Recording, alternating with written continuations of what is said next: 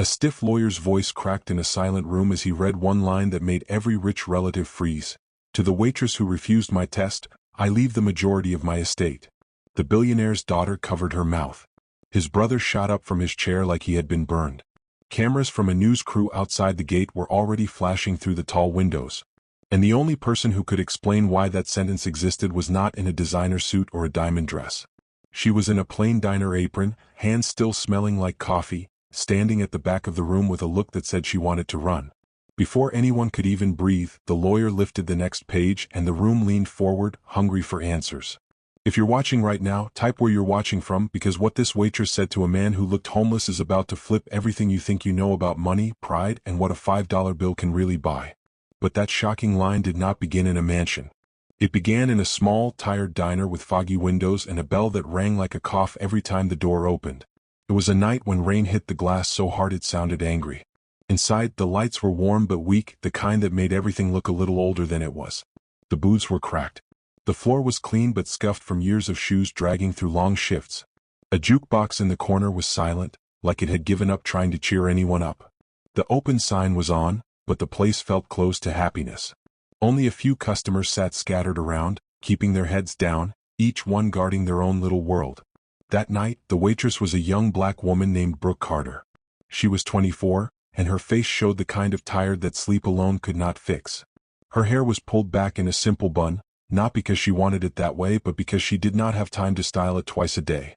Her uniform was a faded white shirt under a brown apron that had been washed so many times the fabric felt thin. A name tag sat on her chest, scratched from years of use, like the diner did not believe in buying new things until the old ones fell apart. Brooke's shoes were black, plain, and practical, with soles that had seen too many hours. She had been on her feet since before the sun went up, and now the clock above the kitchen door showed it was far past dinner rush. The air smelled like bacon grease, burned toast, and strong coffee that had been sitting too long. Brooke moved fast anyway because slow meant trouble. Slow meant the manager snapping at her. Slow meant someone complaining.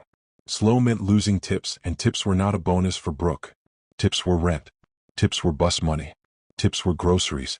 Tips were the small cushion between barely okay and not okay at all. She kept telling herself just a little longer, just finish this shift, then go home. Home was not a cute apartment with a view. Home was a small place she shared with her little brother, Jaden, who was 9. Jaden had asthma, and his inhaler cost more than it should.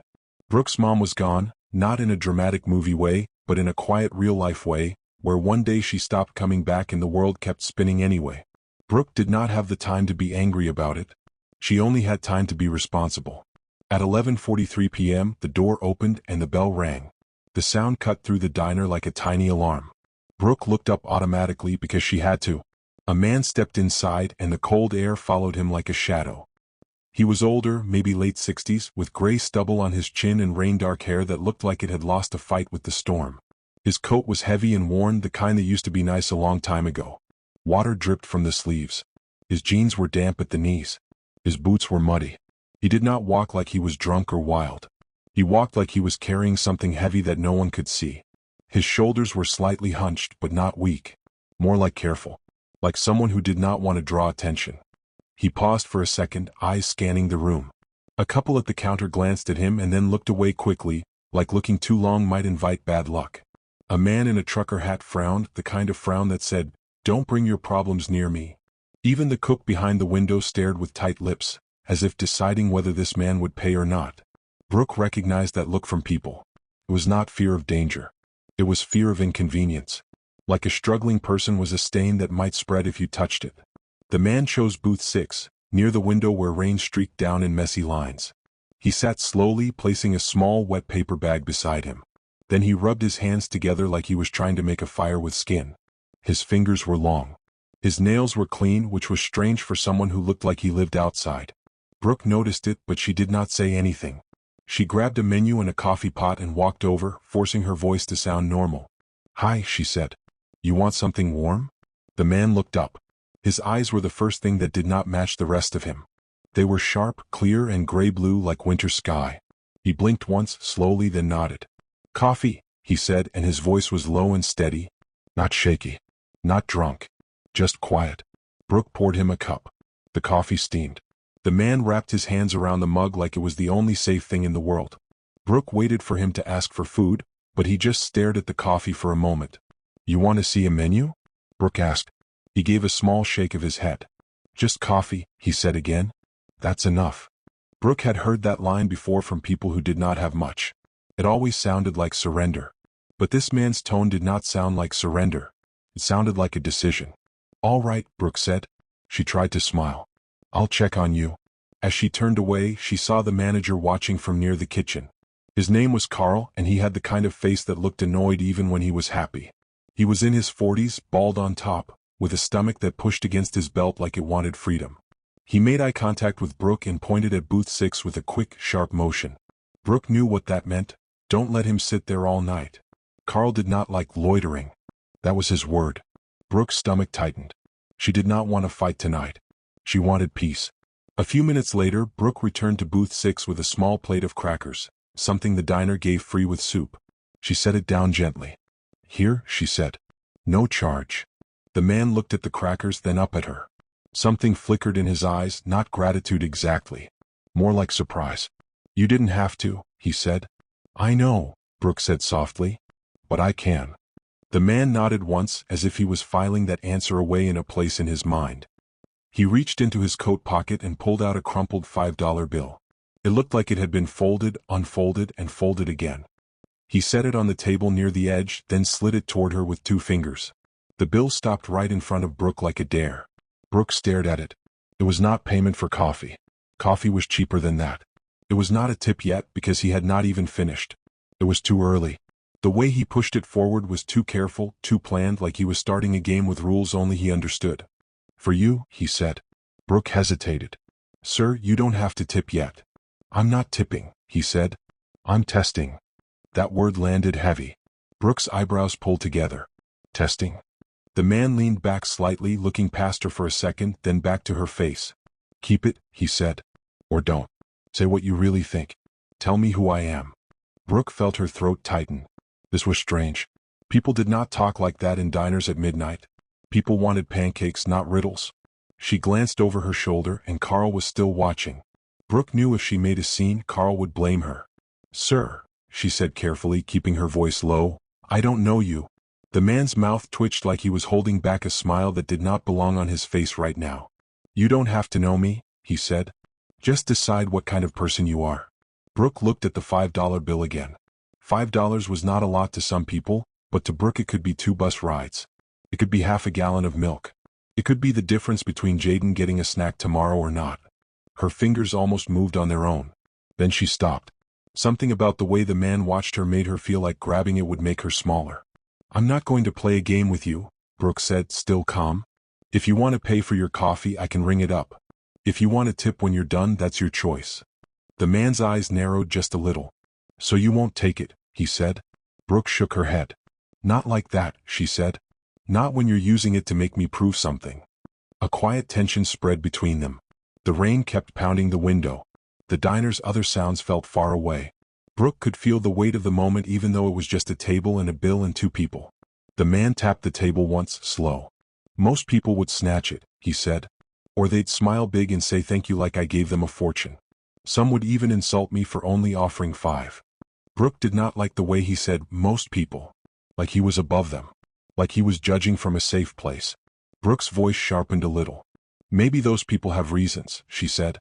"Maybe $5 matters more to them than your pride test." The man's gaze held steady. "And what about you?" he asked. "Does it matter to you?" Brooke swallowed. She wanted to say no to sound strong.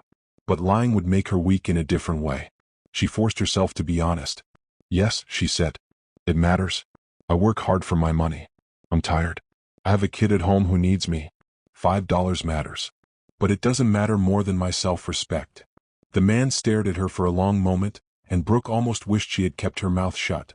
She could already imagine Carl coming over, yelling, telling her to stop, arguing with customers. Brooke's hands curled into fists by her sides. Then the man asked something that made her chest tighten. "What would you do," he said, "if someone gave you $5 and it was the only $5 they had left?" Brooke blinked. The question hit her like it was about more than money. "I'd tell them to keep it," she said. "Because if it's their last, they need it more than me." The man's face did not change much, but his eyes shifted like something inside him moved. He reached for the $5 bill again, pinching the corner, then he stopped. He let it sit there. And if the person giving it to you, he said slowly, was rich enough to buy this whole place and still not feel it, what then? Brooke stared at him. Are you saying you're rich? She asked before she could stop herself. The man shrugged, casual, but it did not feel casual. It felt like a mask. I'm saying, he replied, that people see what they want to see. They judge what's in front of them. They decide who deserves kindness. Brooke's heart beat faster. She leaned in a little, lowering her voice. Are you here to mess with me? She asked. Because if you are, it's not funny. The man's mouth tightened, and for the first time he looked tired in a real way. No, he said. I'm here because I need to know something. Brooke wanted to step back. The air around the booth felt heavy, like the storm outside had crawled inside too. What do you need to know? She asked. He looked at her apron, her name tag, her hands with little burns from hot plates, the faint bruise on her wrist from carrying trays all day. Then he said, I need to know if there is still a person in this world who won't sell their voice for $5. Brooke's lips parted slightly. She had met rude customers. She had met creepy customers. She had met customers who acted like she was invisible. But she had never met someone like this, someone who spoke like he was carrying a secret the size of a building. Brooke stood straighter. Then stop trying to buy mine, she said. The words fell sharp and clean. Brooke felt a tiny shock at her own bravery. Then fear followed because bravery could cost her job. Behind her, a chair scraped. Carl was walking over. Brooke's stomach sank. Carl's face was already angry. Everything okay here? He asked, but it was not a real question. It was a warning. Brooke forced a polite smile. Yes, she said quickly. He just ordered coffee. Carl's eyes flicked to the $5 bill on the table. His eyebrows lifted. He pay yet? Carl asked the man, not Brooke. The man glanced at Carl, then back at Brooke. The air felt like it tightened again. Carl leaned closer, voice low but sharp. We don't do free seats for people who don't buy, he said. You understand? Brooke's cheeks burned. She wanted to tell Carl to back off, but she also needed this job. She looked at the man as if silently asking him to just pay so this could end. The man did not look scared of Carl. He did not look bothered. He looked like Carl was a fly buzzing near his ear. He reached into his pocket slowly. Brooke expected him to pull out a few coins, maybe a wrinkled 10. Instead, he pulled out a thick roll of bills, damp at the edges, and for half a second, Brooke saw a corner of something else. Something shiny, like a credit card made of metal. Brooke's breath caught. That was not what a homeless man carried. Carl's eyes widened. His whole posture changed in one instant like someone flipped a switch. His voice softened fast. Oh, Carl said, suddenly polite. No problem, sir. Just checking. The man ignored Carl and focused on Brooke. He slid the roll back into his pocket, leaving only the $5 bill on the table, still sitting there like a challenge. Carl cleared his throat. Brooke, he said, go check table 3. They need a refill. Table 3 did not exist tonight. Brooke knew Carl was trying to pull her away so he could speak to the man alone. Brooke's pulse hammered. She did not like that. She did not like being moved like a piece on a board. I'll be right back, Brooke told the man, but her voice sounded unsure even to her. The man nodded once, slow. Please do, he said. We're not finished. Brooke stepped away, but she did not go far. She moved behind the counter, pretending to wipe it down, watching from the corner of her eye. Carl leaned over the table, grinning now, like the rain had washed away his anger. I didn't realize, Carl said, voice sweet. We appreciate your business. Anything you need, sir, it's on the house. The man said nothing. Carl laughed. Nervously. I mean, you look like you've had a rough night. We can get you a meal, something warm. We take care of our customers. The man finally looked up at Carl. Do you take care of your employees? He asked. Carl blinked. Of course. He lied without even thinking. The man's eyes stayed calm. Then why did you threaten me like I was trash? He asked. And why did your face change when you saw money? Carl's smile froze thin. I didn't, sir, I was just doing what you always do, the man finished for him. Brooke felt her hands go cold. She could not hear every word, but she could see Carl's panic. Carl straightened and glanced around like he hoped no one was watching, but Brooke was. Brooke's cheeks were hot. A part of her felt satisfied seeing Carl nervous. Another part felt scared because when managers get nervous they get mean later. Carl forced another smile. Listen, he said quietly, if you're some kind of reviewer we can make this right. I can comp your... The man raised a hand, stopping him. I'm not here for free food, he said. I'm here for truth. Carl swallowed. Okay, he said. Truth is it's late and we get people who don't pay. We have to be careful. The man's voice stayed even. Careful, he repeated. That's what you call it. Carl tried a different angle fast. He nodded toward Brooke behind the counter. That one, Carl said. She's good. Hard worker. Good girl. We treat her fair. The man's eyes shifted to Brooke. His gaze was not cruel, but it was intense. Brooke felt like he could see every tired morning, every unpaid bill, every moment she swallowed her pride to survive. Then Carl said something that made Brooke's stomach drop. She needs tips, Carl added, lowering his voice. So if you're generous, she'll be grateful. Brooke's fingers tightened on the rag she was holding. She wanted to scream. She wanted to tell Carl to stop talking about her like she was a service, not a person. The man's expression hardened. Grateful, he said. Is that what you want her to be? Carl laughed again too loud. I mean, yes, sir. That's how it works. You tip, she smiles. Everybody's happy. The man leaned back, eyes still on Brooke. Not everybody, he said. Carl looked confused. What's that supposed to mean? The man did not answer. Instead, he reached into his coat and pulled out a small, folded paper. He held it for a moment, then placed it on the table beside the $5 bill. Carl leaned in, curious. Brooke leaned too from where she stood, trying to see. The paper had a logo on it, faint but clear. Brooke couldn't read the words from far away, but the design looked expensive, like something from a high-end law office or a private bank.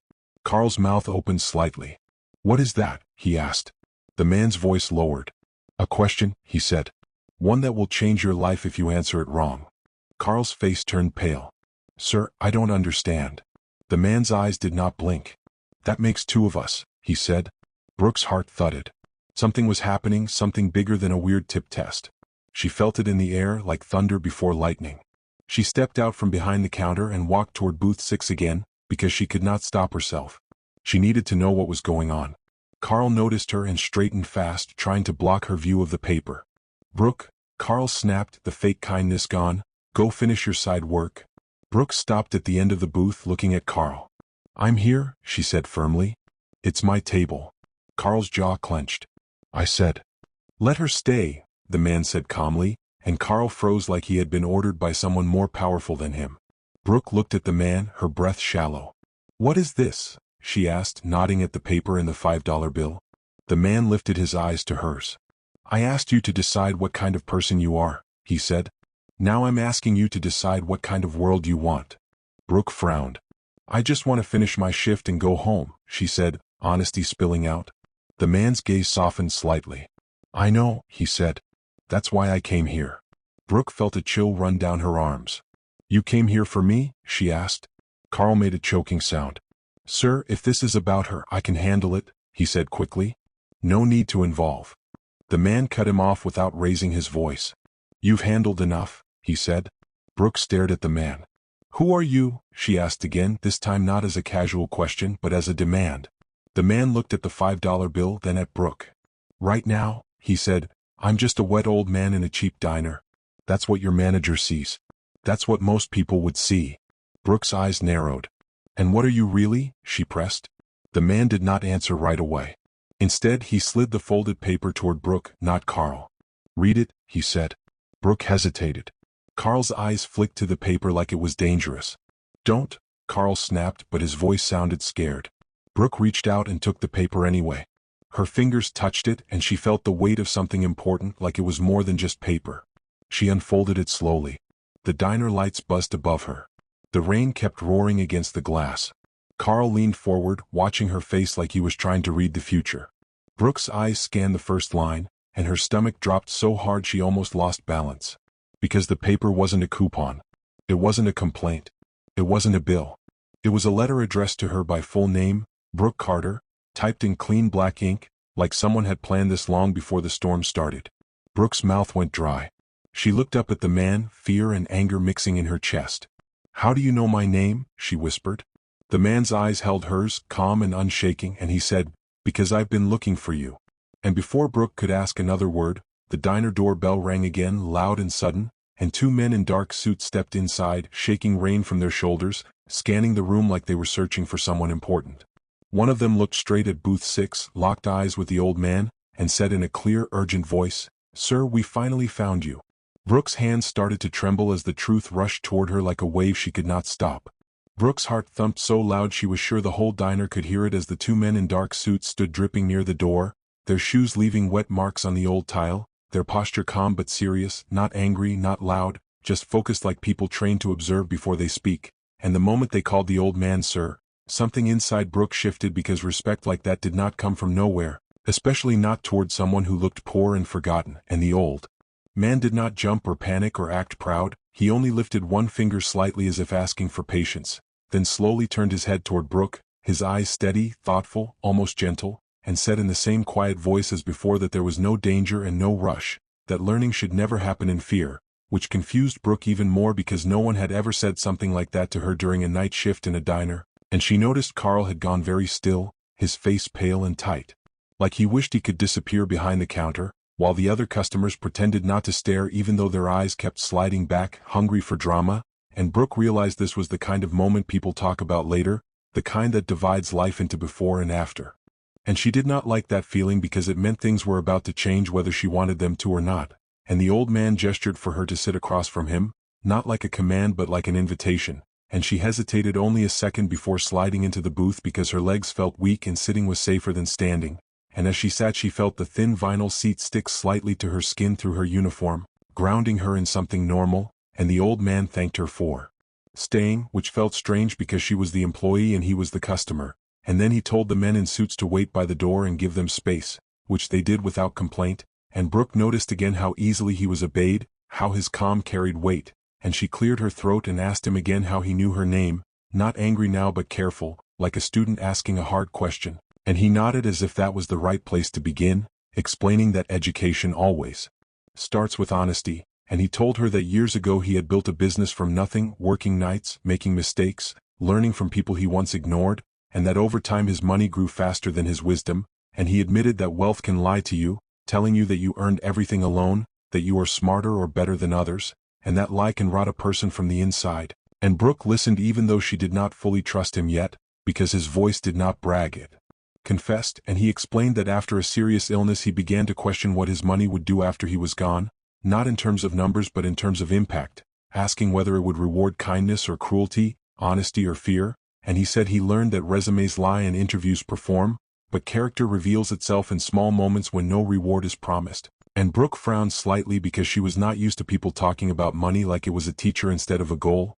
And she asked why that had anything to do with her, and he answered that he had set up a quiet process to observe everyday workers, not to trap them or shame them, but to learn from them, and he said he chose diners, buses, grocery stores, places where dignity is tested daily, and he admitted that some people failed the test not because they were bad but because life had squeezed them so hard they had nothing left to give, and he said that did not make them worthless, it made the system broken.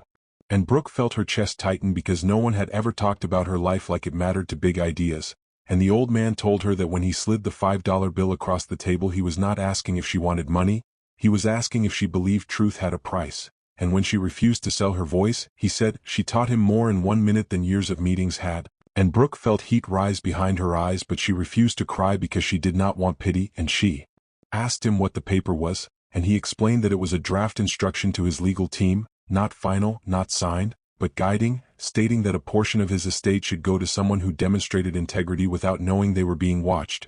And Brooke's breath caught because she had never imagined her actions could echo that far, and she shook her head and told him she did not want charity or a prize, she only wanted to work and go home and take care of her brother. And the old man nodded again, saying that was exactly why he trusted her judgment, and then he surprised her by asking her to teach him something, asking what she would do if she had his money and his fear of leaving it behind wrongly, and Brooke laughed softly, a tired laugh, and said she was just a waitress, but he insisted that was the point, that people closest to need often see solutions more clearly, and Brooke thought about Jaden's inhaler, about co-workers who skipped meals, about customers who counted coins, and she said slowly that she would invest in dignity before profit, that she would fund fair wages, health access, and education because people do better when they are not scared, and she told him she would make rules simple and transparent so managers could not hide behind them to hurt workers. And as she spoke the diner faded away and she forgot Carl and the suits and the rain, speaking from a place deep and honest, and the old man listened like a student, not interrupting, not correcting, and when she finished he thanked her again and said she had just rewritten a key part of his plan, not with words on paper but with clarity, and Brooke felt a strange mix of pride and fear because she did not know what that meant for her life tomorrow. And then Carl suddenly cleared his throat loudly, reminding them all where they were, and he apologized awkwardly, saying he had not meant any disrespect, blaming stress and policy, and the old man accepted the apology without warmth, explaining calmly that policies should protect people, not excuse harm, and he suggested Carl attend training on bias and leadership funded by his foundation, which Carl agreed to too quickly, nodding like a toy, and Brooke saw the lesson unfolding without yelling or threats, just accountability, and the old man then turned back to Brooke and said he would not rush her into anything, that learning takes time, and he asked permission to continue the conversation another day with his legal team present so everything would be clear and fair, and Brooke surprised herself by agreeing, not because of money but because she wanted to make sure whatever he did would truly help people like her, and the old man smiled at that, a small real smile, and as he stood to leave, supported lightly by one of the suited men, he placed the $5 bill back on the table and pushed it toward Brooke again, not as a test now but as payment, and Brooke accepted it this time, placing it in the register properly because respect had replaced the challenge, and the old man paused at the door and looked back once more, saying that education often begins in quiet places when someone chooses honesty over fear, and then he left with the rain swallowing him again, and the diner slowly returned to its normal sounds, but Brooke knew nothing was normal anymore, because as she wiped down booth 6 her phone buzzed in her pocket with a message from an unknown number that read, "Tomorrow we review the will draft. Your voice matters." And Brooke stared at the screen, heart racing, realizing the test was not over, it was only changing shape, and whatever she said next could affect more than her own life. Brooke barely slept after that shift, not because she was dreaming of money or mansions, but because her mind kept replaying every detail like a lesson she didn't ask for yet couldn't ignore, the way the old man's clean nails didn't match his worn coat, the way respect appeared the second a roll of bills flashed, the way her manager's voice changed when he thought power was in the room, and most of all the way a simple choice, refusing to let $5 by her silence, had turned into something that might affect people far beyond booth 6, and when her alarm rang at 6:10 a.m. she sat up slowly in the dim light of her small apartment, listening for Jaden's breathing the way she always did, because motherhood by circumstance had trained her to notice the smallest changes, and she walked into the living room where Jaden was curled on the pull-out couch with his inhaler on the side table like it was a bedtime toy, and she watched his chest rise and fall evenly, then finally let out a breath she didn't realize she was holding, because no matter what strange thing happened at work, her real life still started with making sure a 9-year-old boy was okay, and she moved quietly so she wouldn't wake him, checking the kitchen cabinets out of habit, counting what was left the way adults with tight budgets do without thinking, half a box of cereal, a few eggs, a loaf of bread that was getting stiff at the edges, and she felt that familiar pinch in her stomach, the one that came from knowing you could stretch food but you couldn't stretch time. And while the kettle heated for tea she looked at her phone again, that unknown message still sitting there like a blinking sign, "Tomorrow we review the will draft. Your voice matters," and the educational part of her brain, the part that learned to survive by noticing patterns, asked the first practical question. Who sends a message like that without explaining who they are, and how does a person confirm what's real without getting trapped in a scam? Because Brooke had seen coworkers lose paychecks to fake boss texts, and heard stories of people tricked into sending gift cards. So she didn't let excitement take over, she didn't run to tell Jaden they were about to be rich, she did something quieter and smarter. She opened her notes app and started writing down everything she remembered about the old man's words, the paper logo, the metal card corner, the 2 men in suits, the exact time they arrived, and she even wrote down how Carl reacted, because in real life, memories blur and details protect you, and she told herself that if this was serious, she would treat it like any adult responsibility. Verify, document, and ask for clarity before trusting, and that thought alone made her feel steadier, like she had grabbed a railing on a slippery staircase. And when Jaden finally woke up rubbing his eyes, hair sticking up, asking if she had to work again, Brooke forced a gentle smile and made breakfast as normal, scrambled eggs, toast, and a little tea with honey, and while he ate he told her about a science worksheet, how they were learning about lungs, how air goes in and out, and Brooke listened closely because she always did, but this time his words hit differently because last night had been about breathing too, about who gets to breathe without fear and who has to earn every breath by staying quiet, and she asked Jaden what his teacher said about the lungs, and Jaden explained in simple terms, that the lungs are like sponges and the muscles help them move, and Brooke nodded and added something educational back, telling him how clean air matters and how medicine helps open the airways, and she promised she'd refill his inhaler after her next paycheck. And Jaden didn't complain, he just nodded like a child who had learned too early not to ask for more than the world wants to give, and that quiet nod strengthened Brooke's resolve, because whatever the old man was offering, she would not let it turn her into someone who forgets why she works. And after Jaden left for school with a neighbor who walked kids to the bus stop for a few dollars a week, Brooke sat at the small table with her phone and made another smart choice. She called the diner, asked for the schedule, and requested a half-day off later because she had an appointment. And Carl grumbled but agreed, still shaken from last night, and Brooke recognized a real-world truth. When power enters a room, people who once acted like they owned you suddenly become flexible, and that truth was both useful and sad. And then Brooke did something she had never done before. She called a legal aid office number she found online, a place that helps low-income workers understand contracts, housing issues, and basic rights, and she told the intake person calmly that she might be contacted about an estate document and she wanted to understand what questions to ask and what red flags to watch for, and the intake person, a patient woman with a measured voice, told her something Brooke had never heard said out loud in her world: "You don't need to be rich to ask for clarity. You have the right to review anything with your own advisor before you sign or agree." And Brooke wrote that down too, because education is not just school, it's learning the rules people expect you to follow without ever teaching you. And the intake person explained in simple terms what a will is, that it's a legal document stating how someone wants their property distributed after death, that it can include specific gifts, trusts, conditions, and that it must meet state requirements to be valid. And she also explained that sometimes very wealthy people use trusts more than simple wills, because trusts can control assets, reduce certain taxes, and offer privacy. And Brooke listened carefully, not because she planned to become an expert overnight, but because she understood the difference between being grateful and being informed. And the intake person also warned her that anyone offering money or influence could still use pressure, confusion, or rushed deadlines to control the situation. And Brooke promised herself again she would not let that happen, not to her and not to any worker like her. And by the time she went into the diner for her shift that afternoon, the place felt different, not because the lights changed, but because Brooke had changed. She walked in with her shoulders straighter, her mind clearer, and she noticed how Carl watched her like he wasn't sure who she was anymore, as if a single night had moved her from staff to risk. And he tried to act friendly, offering her a free meal, asking how she was, telling her she was valued. And Brooke recognized another real-life lesson. People often become kind when they fear consequences, and kindness fueled by fear is not the same as respect. So she thanked him politely and kept her boundaries. And she worked the lunch rush as normal, refilling coffees, carrying plates, smiling when appropriate, correcting orders when needed, because reality doesn't pause for big moments. Bills still come, customers still complain, and at 2:07 p.m. her phone buzzed again with a new message from the unknown number, this time more detailed: "Conference room, Greenstone Building, Suite 1204, 5:30 p.m. Ask for Ms. Delaney. Bring ID. No pressure to sign anything. You may bring counsel." And Brooke's stomach tightened because the message sounded real, not flashy, and the part that said "bring counsel" matched what the intake person advised, which increased Brooke's confidence that this was legitimate.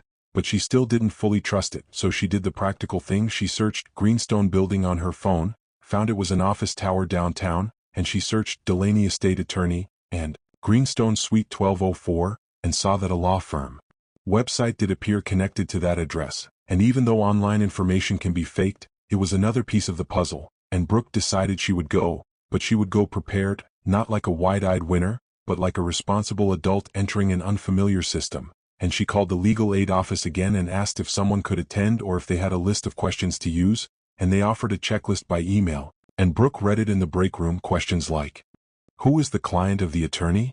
What document is being discussed? Is there any expectation of confidentiality? Are there conflicts of interest? Can you take time to review? What is the nature of the proposed gift? Are there conditions? Will you owe taxes? Will publicity be involved? How will funds be managed? And Brooke felt something like empowerment bloom in her chest, because no one had ever handed her a map of the room before, and now she had one. And as her shift ended, she changed in the restroom, swapping her diner uniform for the best meeting outfit she owned: dark jeans without stains, a plain long-sleeve top, and a clean jacket she saved for important days, her hair still in a simple bun, small earrings, no heavy makeup, because she wanted to be herself, not a performance. And when she arrived at the Greenstone Building, the lobby smelled like polished stone and expensive air, the kind of air that feels conditioned not just in temperature but in attitude. And she paused for a second, watching people in suits walk with purpose, holding coffee cups that cost more than her hourly wage. and she reminded herself of an educational truth that keeps people steady in intimidating spaces. Buildings are just buildings, titles are just titles, and your voice is still your voice. And she walked to the front desk, asked for suite 1204, and the receptionist looked her up and down quickly, then smiled professionally, and Brooke noticed the difference between a polite smile and a warm one, and she took the elevator up, watching numbers light up as if she was rising into a world where every word had a price. And when she arrived, the law firm office was quiet, modern, and carefully designed to look calm, as if calm could erase power imbalances. And a woman in her late 50s stepped out to greet her, wearing a navy suit, simple jewelry, silver hair cut neatly, eyes sharp but not cold, and she introduced herself as Ms. Delaney, and Brooke shook her hand firmly the way she'd practiced in her mind, and Ms. Delaney thanked her for coming and repeated, clearly, that Brooke was not obligated to agree to anything, and Brooke appreciated hearing it out loud because it set the tone. And Ms. Delaney led her into a conference room with a long table, a pitcher of water, and printed documents arranged neatly in front of one seat, and Brooke sat down, noticing that the chair was more comfortable than any chair at her diner, and that comfort itself was a tool, because when people feel comfortable they are more likely to relax their guard, and Brooke kept her guard anyway, not as a wall, but as a healthy boundary. And a few minutes later the old man entered, but he did not look homeless now. He still looked older and tired, but he was clean, his hair combed back, his coat replaced with a simple tailored overcoat, his boots replaced with polished shoes, and he walked with a cane that looked expensive but not flashy, and the two men in suits followed behind him, and Brooke's mind clicked with the next educational lesson. Appearance changes how people treat you, but it does not change who you are, it only changes what others assume. And the old man sat down across from her and gave a small nod of respect, and he said, "Thank you for coming, Miss Carter," and hearing her name spoken in this setting made Brooke's stomach flutter, because it was proof he really had planned this. And Miss Delaney began by explaining in plain language that her client, she used the word client carefully, was named Henry Caldwell, a retired founder of a national logistics and property company, and Brooke's heart skipped because the name sounded familiar, not because she followed Billionaire news, but because she remembered seeing the company trucks around town and hearing people talk about Caldwell as a man who owned half the warehouses. And Ms. Delaney did not show Brooke a net worth number, she did not wave graphs, she kept it focused, because good professionals know that shock can blur judgment, and she explained that Mr. Caldwell had an existing estate plan, including a will and multiple trusts, and that he had recently requested a review and potential amendment based on new intentions. And then Mr. Caldwell himself spoke. And his tone was the same as in the diner, quiet and direct, and he told Brooke he was not looking to reward her like she was a pet. He was looking to correct something inside himself and inside the system he helped create, and he admitted something that sounded simple but carried weight. "I used to believe people's value was measured by their usefulness to me," and Brooke felt a chill because honesty like that is rare in powerful rooms, and he said he had spent years surrounded by people who agreed with him, people who benefited from his approval, and he realized he had built a life where truth was filtered before it reached him, and that in the diner, for the first time in a long time, someone spoke plainly to him without trying to gain access.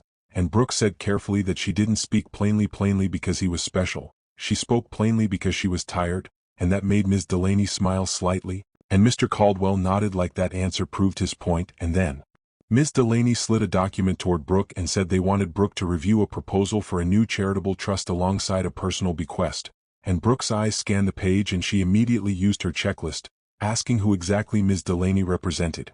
And Ms. Delaney answered that she represented Mr. Caldwell, not Brooke, and Brooke nodded and said she understood, and she asked if she could have a copy to review with independent counsel before any signatures, and Ms. Delaney said yes, and she even offered to include language ensuring Brooke had time and no obligation, which Brooke appreciated. And then Brooke asked the next hard question. Why her, specifically? And Mr. Caldwell answered with more detail than before, explaining that he had met many workers over the past year in quiet settings. Drivers, janitors, cashiers, waiters, not as entertainment, but as research into human behavior and dignity, and he said he did not hide his identity to trap people, he hid it because he wanted to see what happened when money wasn't obvious, and he admitted that in several places, managers treated him badly until they saw a hint of wealth, and he said that pattern taught him something about systems. Individuals behave one way when they think no one important is watching, and another way when they fear consequences. And real accountability is building rules and culture that protect people even when no powerful eyes are present. And Brooke listened and then asked plainly if he was sick, because people don't restructure legacies without urgency, and the room went quiet for a moment, and Mr. Caldwell admitted he had heart issues and that his doctors had been honest about time being uncertain, not immediate but uncertain, and Brooke felt a deep sadness that surprised her, because she had met him as a stranger in the rain, and now she saw him as a human being trying to do something right before he ran out of chances, and Ms. Delaney explained the proposal. A new trust aimed at supporting service workers through emergency grants, legal literacy workshops and health access, managed by an independent board, and a personal gift to Brooke that would allow her to stabilize her life, pay off debt, and continue her education if she chose, and Brooke's first instinct was to refuse because she did not want strings or spotlight, but then she remembered another educational truth. Refusing help can be noble, but it can also keep you stuck if the help is clean, and the real task is to evaluate the terms, not just the feelings, and she asked about conditions, and Ms. Delaney said there were none requiring Brooke to work for the trust, promote it, or appear publicly, but they hoped Brooke would serve as an advisor for the first year, paid for her time, because her perspective mattered, and Brooke's eyes narrowed because advisor could be a way to use her as a symbol, and she said she would not be anyone's mascot, and Mr. Caldwell responded quickly, saying he did not want a symbol, he wanted a guardrail, someone who could say no when rich people tried to make projects look good without doing good, and Brooke felt the weight of that because saying no to power is easy in a diner booth when you have nothing to lose except a tip, but saying no in a boardroom with lawyers and money is a different test. And Ms. Delaney then did something important for realism and education. She explained that if Brooke accepted a significant gift, she needed to plan for taxes, potential scams, privacy risks, and changes in her relationships, and Brooke appreciated that because it sounded like the first time someone in power was not trying to rush her into gratitude,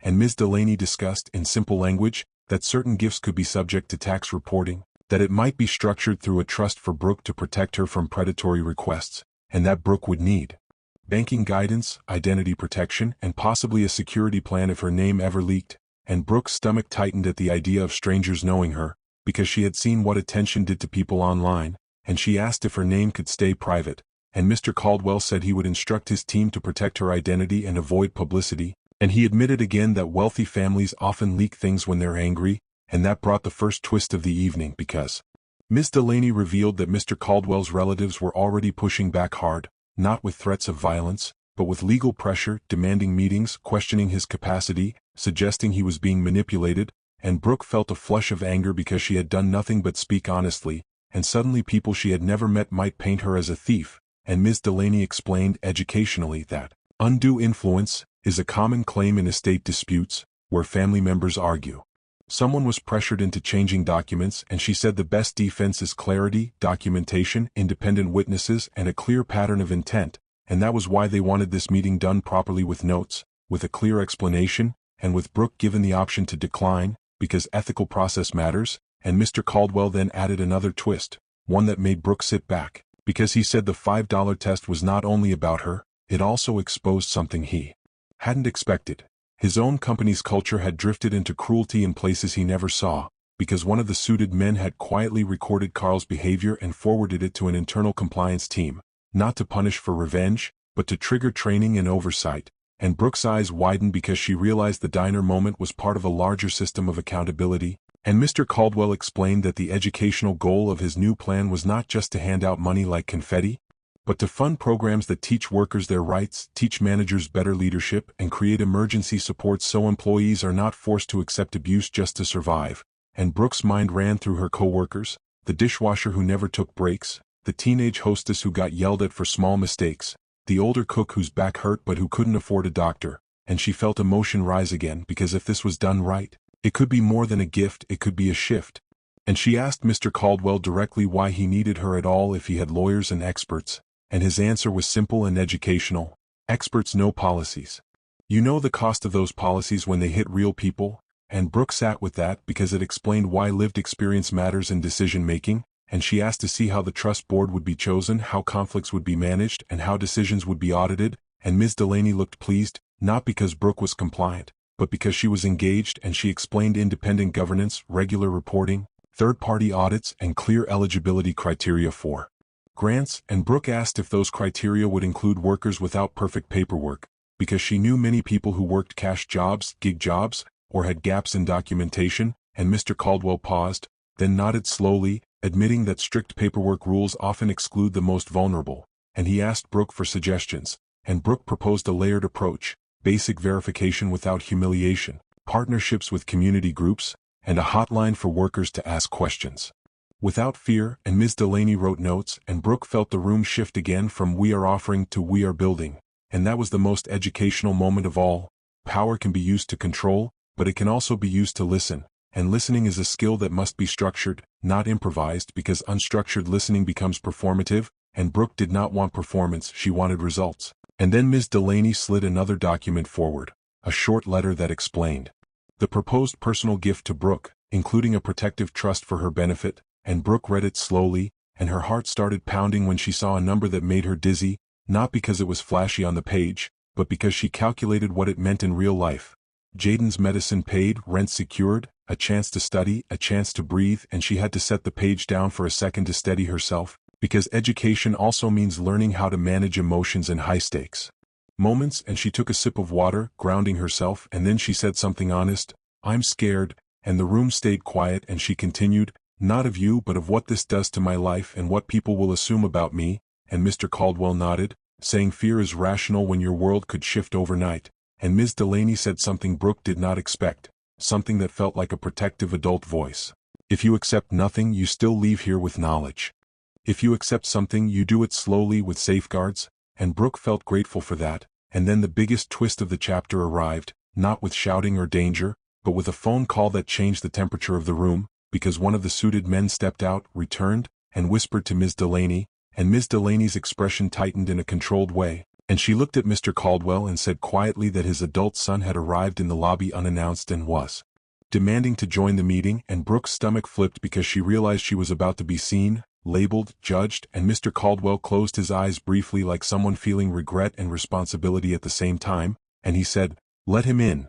And Brooke's heart hammered because educational lessons often become real tests when other people enter the story. And a moment later the door opened and a man in his late 30s walked in, tall, clean-shaven, wearing a sharp suit that looked like it had never seen rain, his posture rigid, his eyes locked on his father first, then snapping to Brooke with a look that was not curiosity but accusation. And he said, without yelling but with cold control, "So this is her." And Brooke felt her throat tighten, not because she did something wrong, but because she recognized the way powerful people speak when they want to turn a human being into an object in a sentence. And Mr. Caldwell's voice stayed calm as he introduced Brooke with respect, but his son ignored it and addressed Ms. Delaney, demanding to know why a stranger was being included in confidential estate discussions.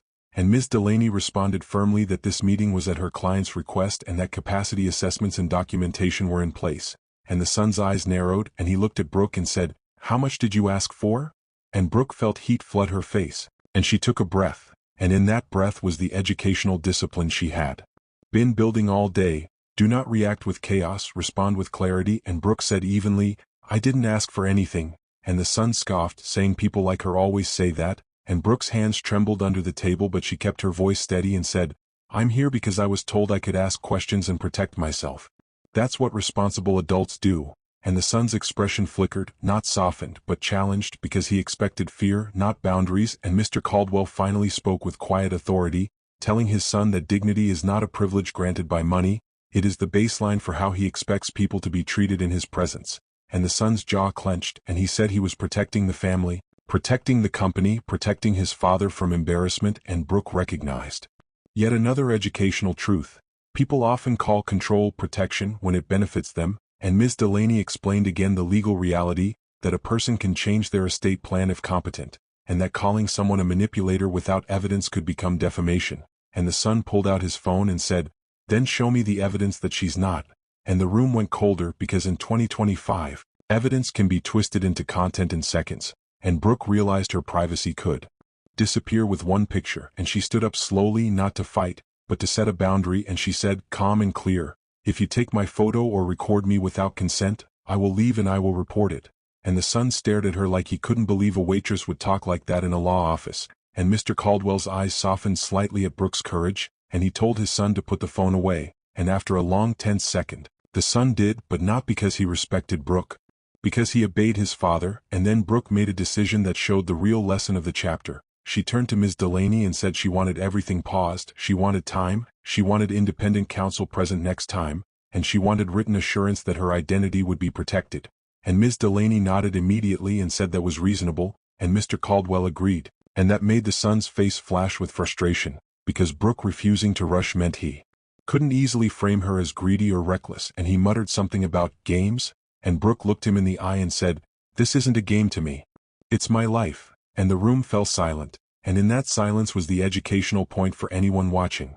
When you are offered something life-changing, the most powerful word you can use is not yet, because not yet protects you from pressure, and it also tests the other person's intentions, and Mr. Caldwell looked at Brooke with respect and said he was proud of her choice to slow things down, and then he turned to his son and said something that became the cliffhanger, not violent but extreme in consequence, because he said, "If you continue to treat people like tools, you will not lead my company when I'm gone," and the son's eyes widened, and he demanded to know what that meant, and Ms. Delaney's pen stopped, and even the suited men shifted their stance, because leadership and inheritance were now being questioned in real time, and Brooke's heart slammed against her ribs, realizing the will wasn't just being rewritten to include her, it was being rewritten to remove someone else, and Mr. Caldwell, calm as ever, looked at his son and said, "This meeting is over.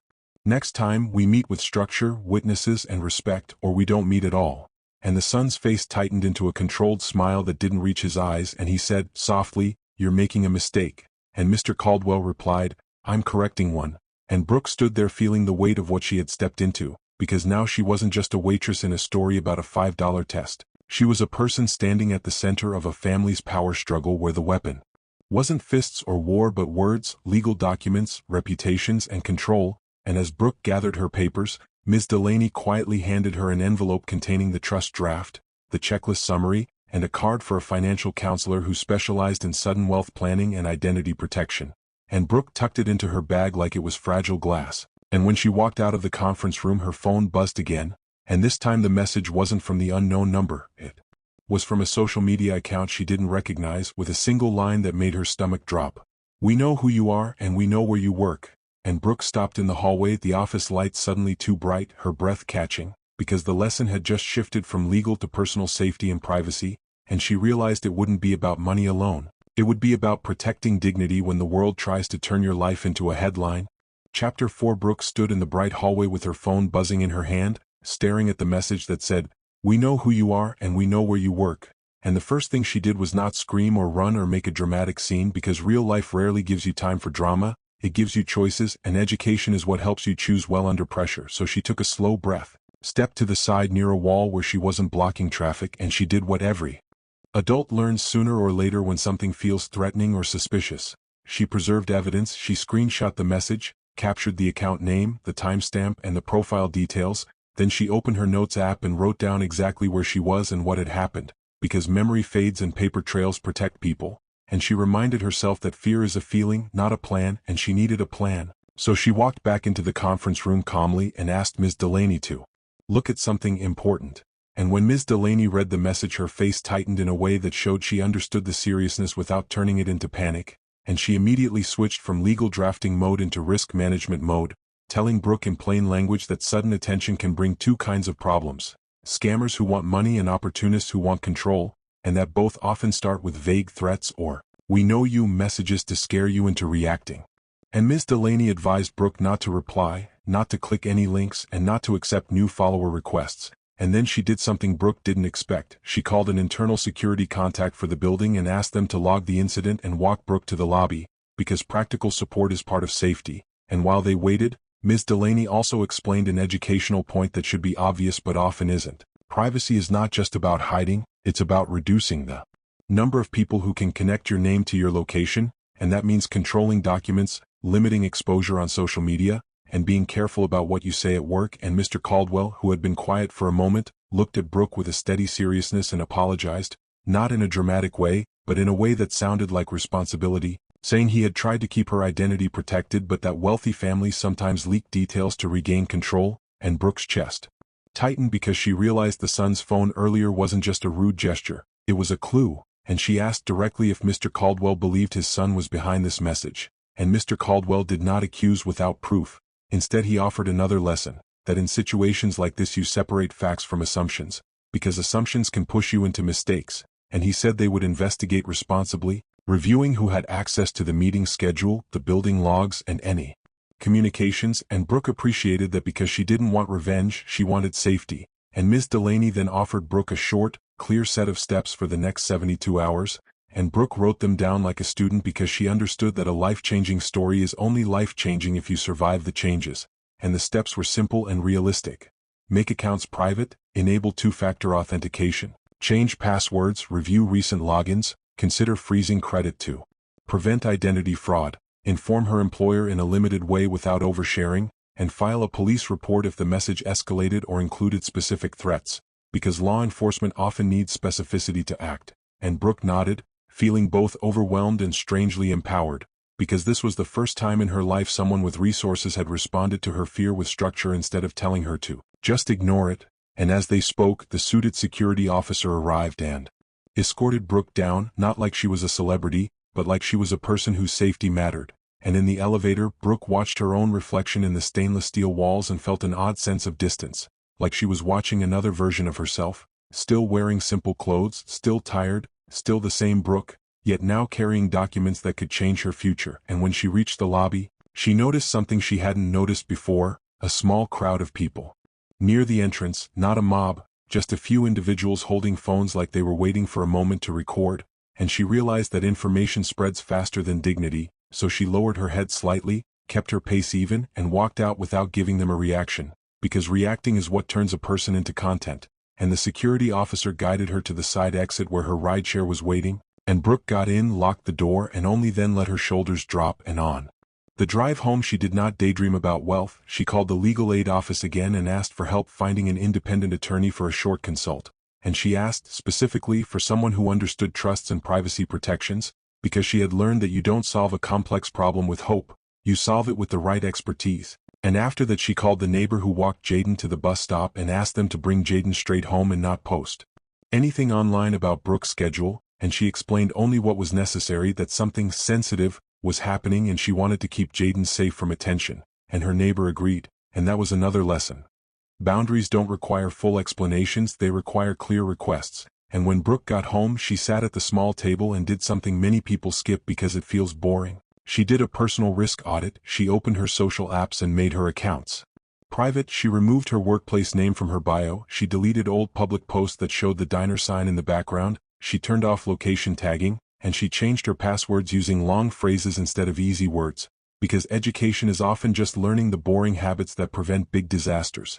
And then she checked Jaden's inhaler, checked the locks, and called her cousin who lived across town, a calm, practical woman named Tessa, and asked if Tessa could stay over for a couple nights, not because Brooke expected danger, but because being alone while anxious makes people make poor choices. And Tessa agreed without asking a lot of questions, because good support doesn't demand a performance, it offers presence. And when Jaden arrived home, Brooke kept things normal, helped him with homework, made dinner, asked about his day because children need stability even when adults feel shaky. And when Jaden asked why Aunt Tessa was coming, Brooke said, because family helps each other, and Jaden accepted it like that was the simplest truth in the world. And later, after Jaden fell asleep, Brooke sat with Tessa and finally told her the full story, from the diner test to the law office meeting to the message. And Tessa listened quietly, then said something that felt like the kind of wisdom passed through families that don't have wealth but do have survival skills. If they want you to rush, it's not for your benefit. And Brooke nodded because she had just lived that lesson. And the next morning Brooke returned to the diner for her shift, not because she felt safe, but because her life still required money and routine, and she refused to let fear steal her normal. And when she walked in, she saw Carl immediately stiffen, trying to smile too hard, and she realized he had likely heard something, because rumors travel in workplaces like smoke. And Carl pulled her aside and said he wanted to talk. And Brooke kept her voice steady and said she could talk after clocking in so everything was on record, and Carl's face tightened. But he agreed, and that was an educational moment too. When power dynamics shift, documentation becomes a shield. And after she clocked in, Brooke asked Carl to keep the conversation professional, and Carl, now nervous, said he'd heard some important people were asking questions and he didn't want trouble. And Brooke told him calmly that if important people were watching, that was a good reason to treat employees fairly all the time, not only when someone wealthy might notice. And Carl tried to laugh it off, but Brooke didn't let him turn it into a joke. She said she expected respectful communication, consistent break times, and no retaliation. And she added that she would document any changes in her schedule, her sections, or her pay, because those are common ways managers punish workers quietly. and Carl's eyes widened because he hadn't expected a waitress to talk like she understood workplace retaliation, and Brooke didn't say it to threaten him, she said it to set a boundary, and Carl muttered that he understood.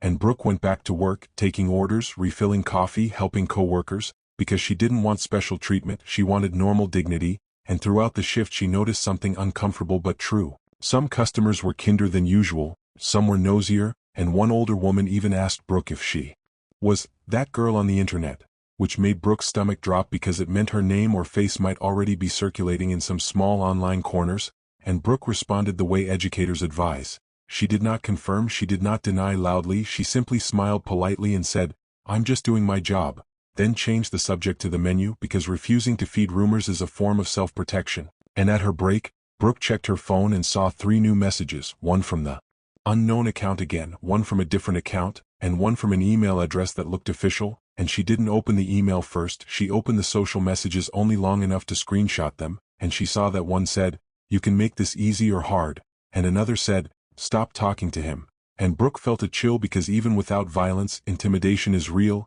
it's designed to make you feel alone and watched. And Brooke did the educational thing again. She widened her circle appropriately, she forwarded the screenshots to Ms. Delaney and to the legal aid contact, and she also told Tessa, because secrecy is what intimidation feeds on, and Ms. Delaney responded quickly with calm instructions, advising Brooke to file a non-emergency police report to create an official record, because even if nothing happens, a record helps establish patterns and credibility if it escalates. And Brooke took the bus after work to the local station, not dramatic, not filmed, just a tired young woman sitting in a plastic chair waiting for her turn, and when she spoke to the officer at the desk, she explained plainly that she had received repeated harassing messages after attending a legal meeting, and she provided screenshots, and the officer, not rude but skeptical in a tired way, asked if she knew who it was, and Brooke said she didn't know, but she provided context and explained that her name may have been leaked, and the officer created a report and gave her a case number, and Brooke felt a small relief, not because she expected the police to solve everything instantly,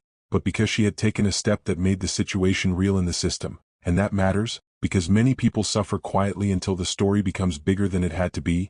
And afterward Brooke met with an independent attorney recommended by legal aid, a careful man in his 40s named Aaron Holt, who spoke in simple language without talking down to her, and he explained, educationally, what Brooke should look for in the trust proposal, whether it protected her from being pressured for money, whether it limited public disclosures, how distributions would be managed, and how to avoid becoming a target for lawsuits or false claims, and he warned her about something Brooke hadn't fully considered.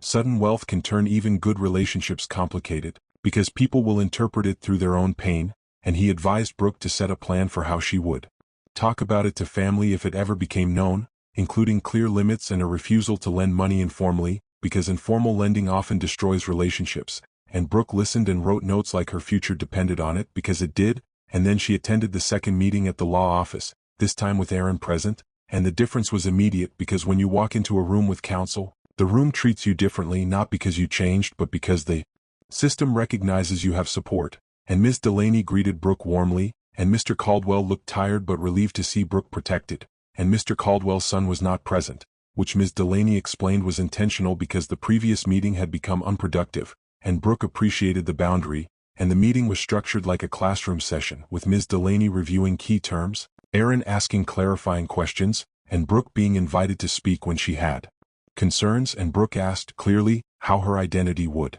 be protected if the family challenged the estate plan, and Ms. Delaney explained that court filings can become public, but there are strategies to reduce exposure, including using trusts, sealing certain documents where legally possible, limiting references to personal addresses, and using secure communication channels, and Aaron confirmed those strategies, and Brooke felt her shoulders relax slightly, because she wasn't helpless, she had options, and then Mr. Caldwell shared the most important twist, the one that tied the title to the heart of the story. He explained that the $5 test was never meant to buy Brooke's future, it was meant to reveal a truth he had been avoiding, that he had written his original will in a way that rewarded loyalty to him rather than goodness in others, and he admitted that for years he believed his family deserved everything because they carried his name, but he had watched his own son treat people like objects, watched certain relatives use money as a weapon, and he realized something painful. Inheritance can preserve values or poison them, and if a will is written only to keep wealth in a bloodline, it can unintentionally fund cruelty for generations, and Brooke listened and felt the weight of that, because she understood generational pain too, just without money, and Mr. Caldwell said he didn't want his legacy to be fear, he wanted it to be learning, and he explained that he was restructuring the estate into 3 primary parts. A family trust with clear expectations and oversight, a charitable trust focused on worker dignity and legal literacy, and a personal bequest to Brooke through a protected trust that would keep her safe. And Aaron asked Mr. Caldwell, bluntly but respectfully, why Brooke was included personally rather than only through the charity, and Mr. Caldwell answered with a truth that made Brooke's throat tighten. Because systems don't change if the people harmed by them never get to step into stability. And Brooke felt tears sting her eyes, but she blinked them back, because she didn't want to be emotionally used, but she also didn't want to deny her humanity. And then Ms. Delaney, being practical, explained that Mr. Caldwell's son had formally challenged his father's capacity and had filed notices indicating intent to contest any changes, and Brooke's stomach tightened.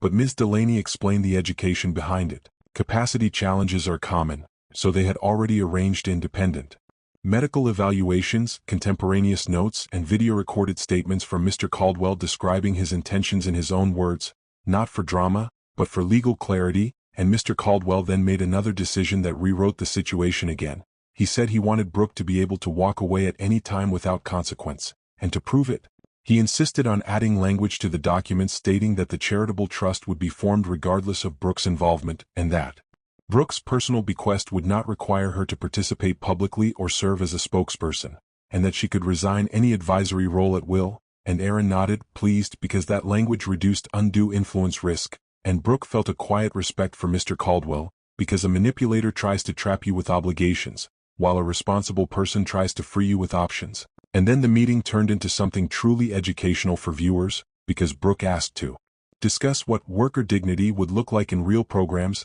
not just inspiring words, and she and Mr. Caldwell outlined specific, realistic initiatives.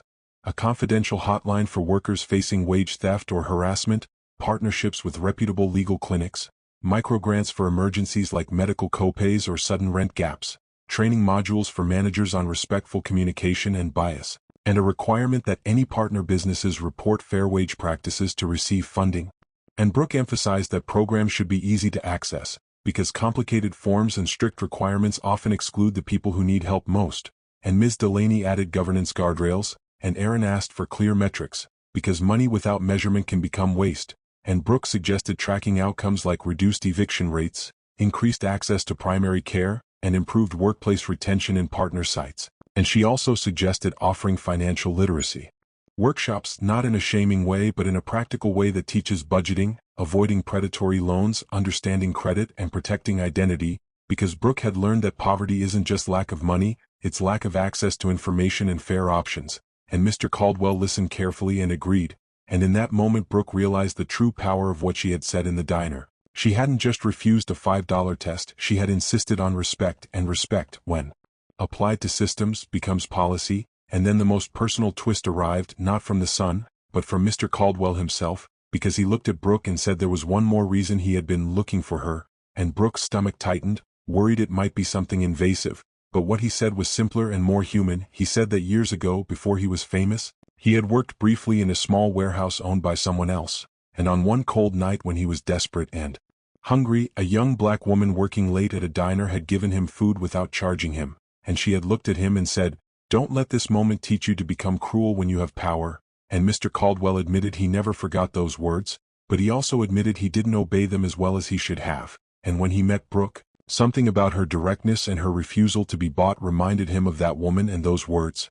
And Brooke felt her chest squeeze because she realized kindness echoes across decades, sometimes without the person who gave it ever knowing. And she asked if he knew that woman's name, and Mr. Caldwell said he never learned it, he only remembered the lesson. And Brooke nodded slowly, understanding the educational point. You may never know what your small acts of integrity will influence later, but they still matter. And then Ms. Delaney brought the meeting back to reality and asked Brooke, through Aaron, whether she was willing to accept the proposed structure subject to final review. And Brooke didn't rush. She said she was willing in principle, but she wanted one more safeguard. She wanted a clause that would fund a small scholarship account for Jaden's future education regardless of what happened with family disputes, because Jaden's stability was her priority, and she wanted that protection to be separate from any public drama. And Mr. Caldwell agreed immediately, instructing Ms. Delaney to add it, and Aaron smiled slightly and said that was a reasonable request. and Brooke felt a strange calm settle in her body, because for the first time she wasn't reacting to events, she was shaping them. And then, just when the room felt steady, Ms. Delaney received a call and stepped out, returned with a controlled expression, and announced that a local reporter had contacted the firm asking about the Waitress and the Billionaire, which confirmed Brooke's fear that the story was already leaking, and Brooke's pulse spiked. But Aaron guided her through a realistic response, saying they would issue no comment, they would not confirm Brooke's identity, they would instruct staff to avoid discussing the matter, and they would use secure channels going forward. And Mr. Caldwell nodded, then made a final, decisive move that truly rewrote his will in a way no one could easily spin. He said he wanted to record a clear statement today on video with Ms. Delaney and Aaron present as witnesses, explaining why he changed his estate plan, naming the values, not the people, and explicitly stating that Brooke did not solicit anything, that he approached her, and that his goal was to align his wealth with human dignity. And Brooke's stomach flipped, because video felt like publicity, but Aaron explained that this wasn't for social media, it was for court evidence if needed, and Brooke agreed as long as her face and details were not included, and Ms. Delaney confirmed they could frame it without naming her, and the recording happened in a simple room with a neutral background, and Mr. Caldwell spoke slowly, plainly, not like a billionaire showing off, but like an older man finally telling the truth, explaining that he once believed money proved worth, but he had learned that character is what remains when money is removed, and that he had tested people with small moments not to humiliate them but to understand himself, and that one waitress had reminded him that respect is not purchased, it is practiced, and that he was choosing to leave his wealth in a way that would teach, support, and protect, not just reward his bloodline. And Brooke listened from the side, feeling the weight of it, and when the recording ended, Ms. Delaney saved it securely and locked the file access, and the meeting concluded with clear next steps: final document review, trust board selection, security measures, and a communication plan if the contest escalated. And Brooke left the office again with an escort, but this time she felt less like a target and more like a participant in something structured and ethically grounded. And when she returned home, she found Jaden at the table coloring a picture of lungs for school, carefully drawing little air sacs like grapes, and he looked up and smiled, and Brooke sat beside him and asked what he learned, and Jaden said, "If you take care of your lungs, you can breathe better." And Brooke nodded and said, "That's true." Then she added in simple words, "And if you take care of your choices, you can live better." And Jaden frowned in the thoughtful way kids do when they sense a bigger idea, and Brooke didn't dump adult problems on him. She simply said, "Sometimes people with power forget to be kind, but kindness matters." And Jaden nodded like that made sense, because children understand fairness more easily than adults sometimes. And over the next weeks, the story did not become a violent spectacle. It became a realistic legal and emotional process, with paperwork, meetings, and boundaries. And when rumors surfaced at the diner, Brooke stayed calm and consistent, refusing to confirm or deny details, refusing to accept special treatment, refusing to be baited into arguments, and eventually the harassment messages slowed after the police report and the firm's security measures. And one day Brooke received a secure email from Ms. Delaney stating that the amended estate plan and trust documents had been executed properly with witnesses and safeguards, and that the charitable trust had been formed with an interim board including worker advocates, legal professionals, and community leaders. And Brooke felt a deep relief, not because she was winning, but because a plan had moved from ideas to reality. And the final twist came quietly, not with cameras, but with a handwritten note delivered to Brooke through the firm from Mr. Caldwell in simple words saying, "You didn't change my will with a speech. You changed it by refusing to trade your dignity for $5. I hope you use what comes next to build safety for your brother and a voice for people who are tired of being treated as invisible." And Brooke sat at her small table holding that note, feeling the truth of the entire journey settle into one life-changing lesson she would never forget. Integrity is not the loud moment, it's the steady choice you make when you think no one important is watching. And sometimes, the world changes because one ordinary person refuses to shrink. And if this story taught you anything, let it be this: money can test you, but it can't define you, your choices do, and the smallest moment of honesty can ripple farther than you ever imagined. So if you're still here with us, take 1 second to like this video, share it with someone who needs hope, and subscribe to this channel to support our growth.